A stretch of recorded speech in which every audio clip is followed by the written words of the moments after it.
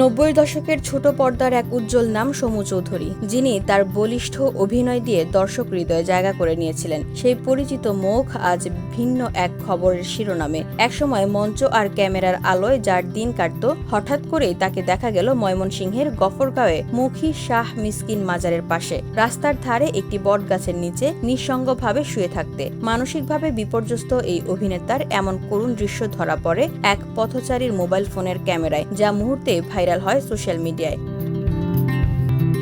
সেই ছবির মাধ্যমে তাকে উদ্ধার করা হয় সেখান থেকে। নাটক থেকে বাস্তব জীবনে এসে এই যেন আরেক নাটক, তবে মঞ্চ নয়, এবার মঞ্চ জীবনী। তার এই শুয়ে থাকার ছবি পোস্ট করে একজন লেখেন, মনে হচ্ছে উনি মানসিক ভারসাম্য হারিয়ে ফেলেছেন। ওনার আত্মীয় স্বজন বা কাছের প্রিয়জনদের দৃষ্টি আকর্ষণ করছি। আপনারা চলচ্চিত্রের এই গুণী ব্যক্তিটিকে সাহায্য করতে চাইলে সবাই শেয়ার করে দিবেন, উনি যেন ওনার প্রিয়জনদের কাছে সহি সালামতে পৌঁছাতে পারেন। পরে মুহূর্তেই সমু চৌধুরীর এই ছবি ভাইরাল হয়ে পড়ে। অনেকেই মনে করেছিলেন এটি শুটিং এর ছবি। বসুন্ধরা, উত্তরা, বনশ্রী, কুড়িল ও বাড্ডা সহ রাজধানীর বিভিন্ন স্থানে অভিজাত ও অত্যাধুনিক মানের ফ্ল্যাট কেনার এক নির্ভরযোগ্য প্রতিষ্ঠান প্লেজেন্ট প্রপার্টিজ লিমিটেড। তাই আপনার স্বপ্নের আবাসনের জন্য আজই যোগাযোগ করুন। Pleasant properties limited, where destiny matches eventually.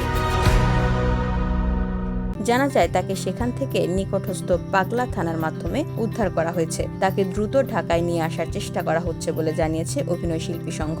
সমু চৌধুরী ছাত্রজীবনে যশোর উদীচী শিল্পী গোষ্ঠীর সঙ্গে যুক্ত ছিলেন। টানা 10 বছর উদীচীর হয়ে পথনাটক, মঞ্চনাটক ও গণসঙ্গীত করেছেন। পরে ঢাকা উদীচী, ঢাকা থিয়েটার, নাগরিক নাট্য সম্প্রদায়ের সঙ্গে যুক্ত হন। এরপর 1990 সালের 22 মার্চ বিটিভিতে প্রচারিত হয় তার অভিনীত প্রথম টিভি নাটক সমৃদ্ধ অসীম। দীর্ঘ ক্যারিয়ারে সমু চৌধুরী কাজ করেছেন 5 শতাধিক নাটকে এবং 12টি চলচ্চিত্রে। VOD Bangla news desk.